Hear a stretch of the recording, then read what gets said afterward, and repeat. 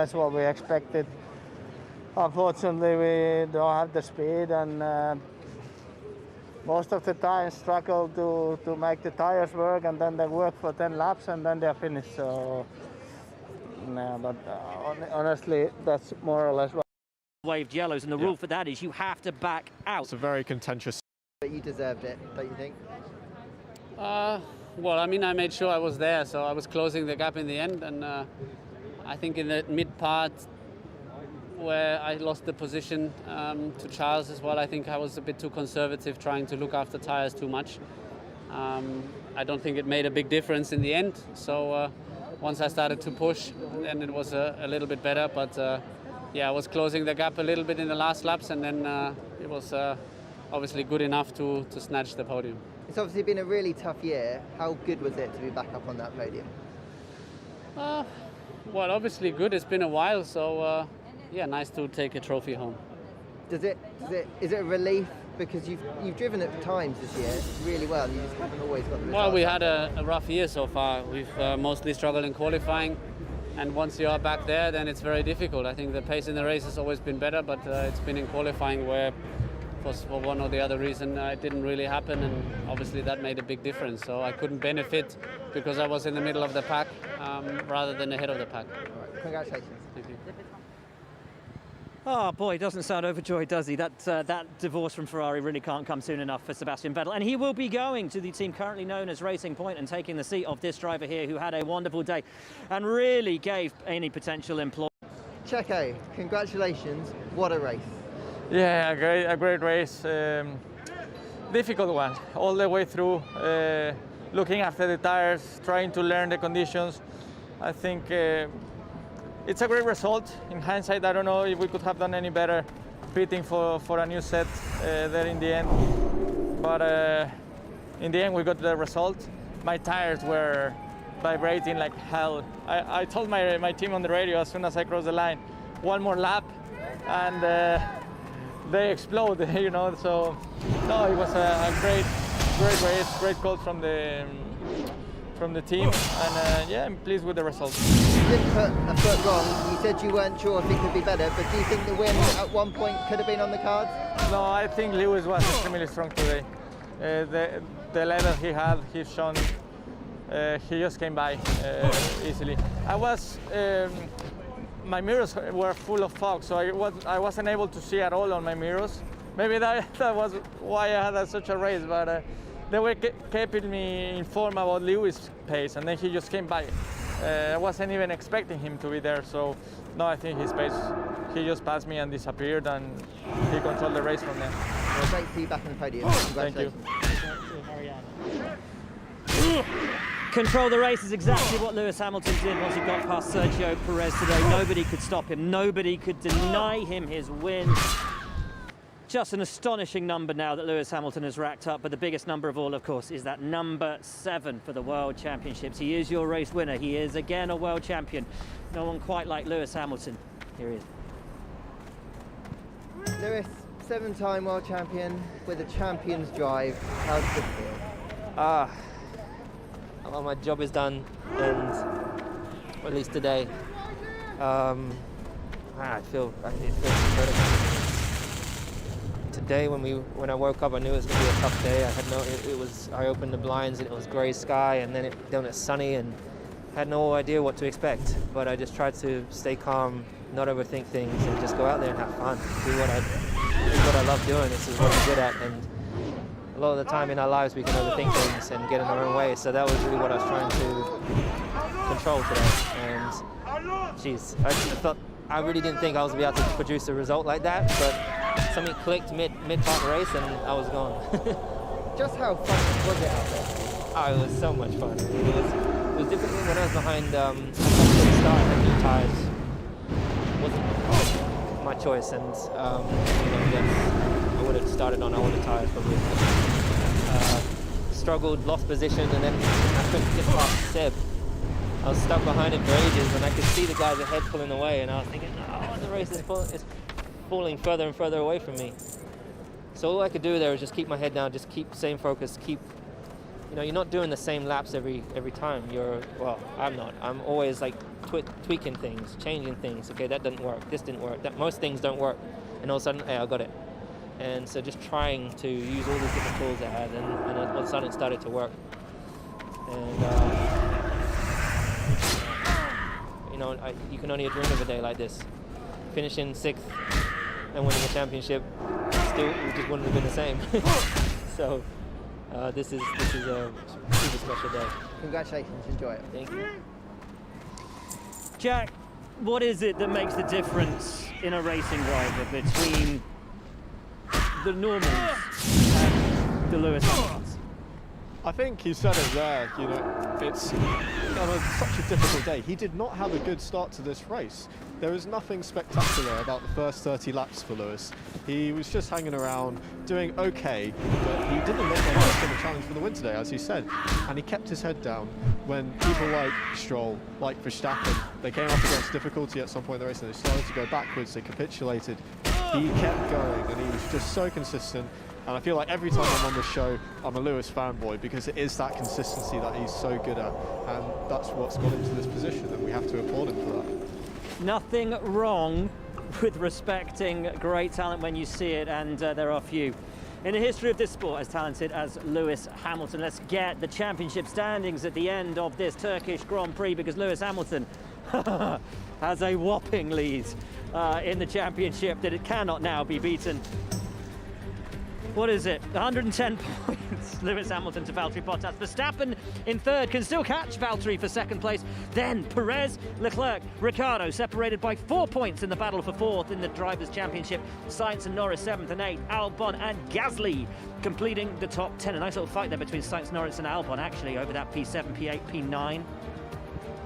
Behind them, pardon me, Lance Stroll, Esteban Ocon, Vettel up to 13th, now on 33 points. Then Kvyat and Hulkenberg and everybody there, the Williams drivers yet to get off the mark. The constructors' standings, Mercedes now are behind them, pardon me.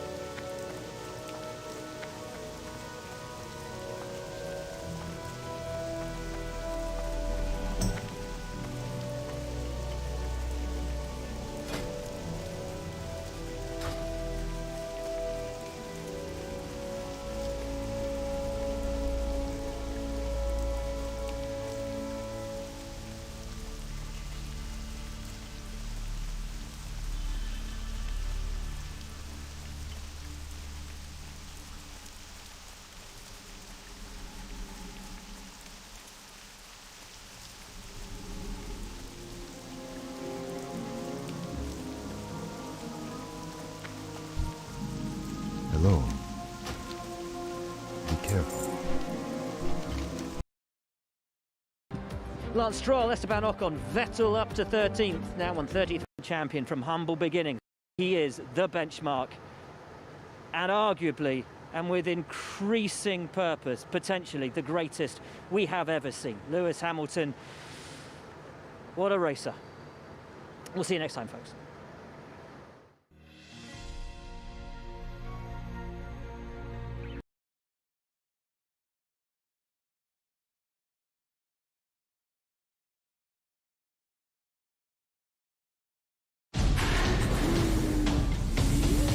Looking for high-quality products, fast delivery, wide range of possibilities? Looking for highly trusted business partners? Ask Turkey. In 2020, we're off the track, Lewis Hamilton, the world. Get in there, Lewis. What a way to do it, mate. What a way to win your 7th world title. Mate, you have got to be proud of that. What an awesome drive.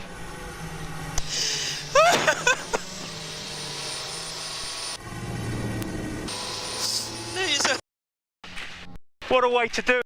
World, and is a 7-time champion of the world. Get in there, Lewis. What a way to do it, mate. What a way to win your 7th world title. Mate, you have got to be proud of that. What an awesome drive.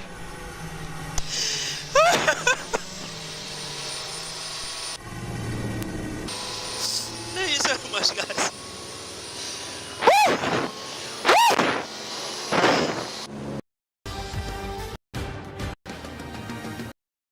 When we were young, and when I was young, hopefully see dream the impossible and speak it into existence, and you've got to work for it, you've got to chase it, and you've got to never give up and never doubt yourself.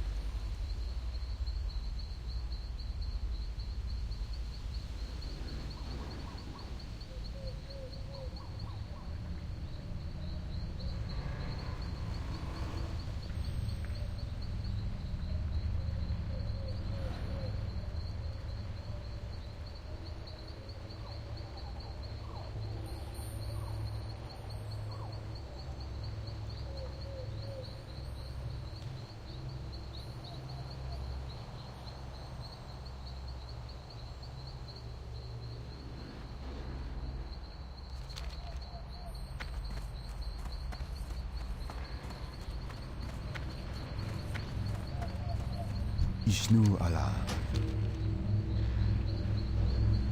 May the star.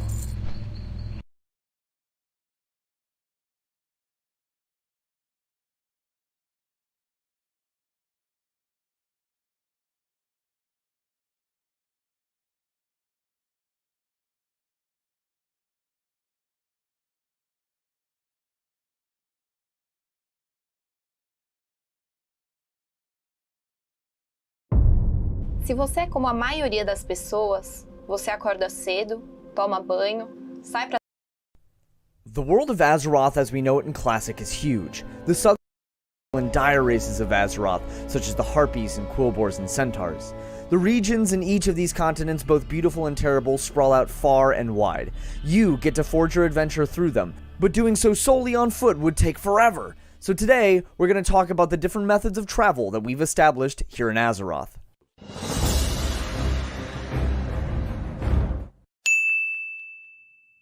There are a couple different methods of transportation that you'll end up utilizing to get around the world. The first one we'll talk about is mounts. Mounts are creatures that you can ride wherever you choose, and they increase your movement speed. Well, most of them are creatures. These Mechanist riders belong to the gnomes. Whichever race you choose decides your choice of mount, and while I keep talking on, we can scroll through the different kinds. You can get your first mount at level 40, and it will increase your movement speed by 60%. To get your mount, you have to go to a specific trainer to get your riding skill in whichever type of mount you're getting, whether it be horse riding for the humans, Mechanist rider piloting for the gnomes, or wolf riding for the orcs, raptor riding for the trolls, etc, etc. This training costs 20 gold. Painless, right? Yeah, I wish. Because you also have to buy your choice of mount for 80 gold. People make a big deal out of farming for money for these mounts, and rightfully so. And by people, I mean everyone but warlocks and paladins. They get free level 40 mounts that are just spells. Their mounts don't even take up room in their inventories. At level 60, you can get a new and improved mount that goes all the way up to 100% movement speed, and these mounts cost 1,000 gold. Thankfully, you don't have to train again. So this is what we call the old mount system. It was in effect all the way to patch 1.12. Many of you may remember the quote-unquote new mount system, where the training is expensive, but you only train one riding skill, and then all mounts are cheap. The classic WoW design team decided to go with the old system because it was in effect for almost all of vanilla WoW's lifespan. On top of that, mounts are bind on equip, meaning you can buy them on your main character where you've accrued discounts through PvP and reputation gain, and then give them to your alts. Oh yeah, also, you can get discounts on training and mounts through PvP and reputation gain. Hitting rank 3 in PvP nets you a 10% discount, and hitting Honored with the faction that you want to buy the mount from gets you another 10% discount. And by faction, I mean Orgrimmar being orcs, Darkspear being trolls, Ironforge being dwarves, etc, etc. And speaking of reputation, and I'm sure people who've played Vanilla WoW before are dying for me to mention, it is in fact possible to get a different race's mount. If you're an Alliance member, say a human, but you want to ride the Night Elf Nightsaber, you have to hit Exalted in Reputation with Darnassus in order to get access to the training and mounts. You don't, however, get access to the Horde mounts though. So that covers mounts, but level 40 is such a long way away. How will we get around before that? One of the best ways to get around is by finding flight paths. Flight masters such as Griffin masters, Wyvern handlers, bat trainers, and hippogriff tamers. There should be at least one per faction in almost every zone located in a town or outpost. Once you find a flight master, you'll have that flight path forever. Talking to the flight master will bring up a map, showing all of the flight paths you've found to this point. Hovering over each node will show you the small fee it requires to go there, and clicking on it sends you on your way. Now we're not dealing with mages now, you'll still have to sit there and ride this flying beast, but you will get there way faster. The Alliance and Horde have separate flight masters, and you can see here a map of all the flight paths. You'll see in red the Horde's flight paths, and in blue the Alliance's. Yellow, you'll see some contested nodes. Each faction has a separate flight master at those points, but they're located in the same Goblin-run town. Something you're also bound to find in some of the Goblin-run towns, specifically Ratchet and Booty Bay, are boats. Boats are free, but you have to wait for them to show up because they have a schedule. It usually takes a boat around 3-minute round trip, which is pretty impressive considering some of them sail past the Maelstrom. After a bit of waiting, a bit of banter with fellow adventurers, and maybe some fishing, it will arrive, you hop on, and you wait for it to depart. Now this is something primarily used by the Alliance, even though the whole reason the Horde, more accurately the Orcs, are on Kalimdor in the first place is because they took the boats to get there, but Even then, they stole those boats from the humans. The Zeppelin towers and routes and the boat ports and routes are seen here. These will be the primary ways to make it across to the other continents. I'd like to take this opportunity to make note that if you're a night elf and you want to make it over to your alliance companions of alternate races, the quickest way to do that is to take the boat from Darkshore to the wetlands. Once you get the flight path from the inn there, you have some options. If you want to quest in Loch Madan, you must partake in the infamous Wetlands run, essentially follow the road south. But if you want to get to the Dwarf Gnome starting zone or to Stormwind, the faster way is to actually swim out to this little second cove north of Dunmorrow here, drown yourself, I know, how morbid, and then res yourself at the Spirit Healer, and voila, you're in Dunmorrow. To get to Stormwind from there, you go to Ironforge. Make sure you get that flight path in Ironforge as well, you're welcome for that. And then you take the Deep Run Tram. Oh, by the way, speaking of boats and zeppelins, take a look at the Deep Run Tram. I mean, it functions basically the same, but just look at it, it's so cool! If I'm honest, this might be one of the things that originally sold me on the game when I was like 10. But then after that, you're in Stormwind. Congratulations, what an adventure! Hey, get the flight path in Stormwind too. Man, I'm telling you, I'm saving your butt today. Well, what a nice adventure. Such an open and vast world, so beautiful to see, and... what? Oh, yeah. So, at levels 40 and 50, mages get spells to create portals to different capital cities for their respective faction. So that, you know, saves a ton of time. Actually, teleportation is fairly present in WoW, not just in mages. In fact, anyone can teleport even starting at level 1, but specifically to an inn of their choosing. So whenever you come upon a capital city or a town, you can find the innkeeper there and talk to them to set your Hearthstone there. Once every hour, you may use the Hearthstone to teleport back to this inn. Well, that about does it. I'm on my way to Ironforge, or maybe I'll just ride this a couple times. Hope this helped you out and got you pumped to explore the world. I'll see you later. I've got some really important business to attend to right now.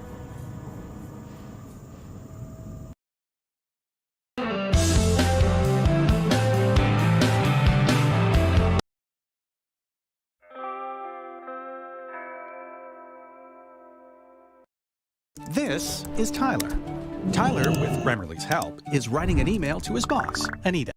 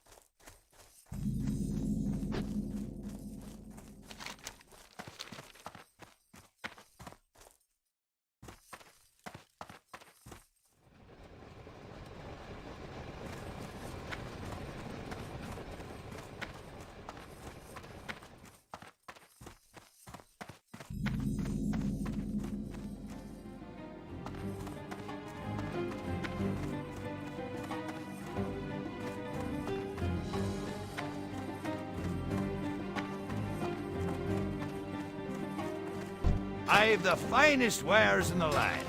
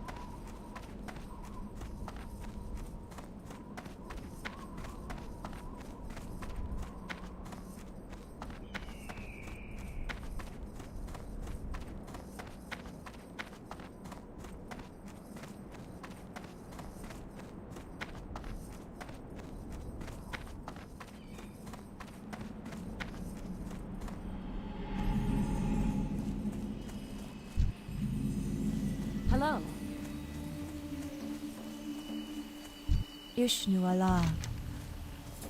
Del Nadris. I am listening.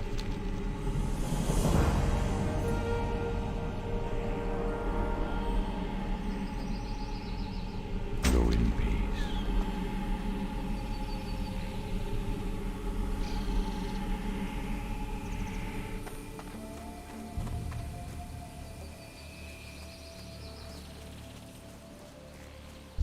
What brings you here?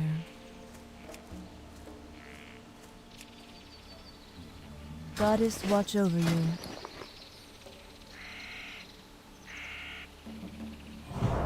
Good luck, friend.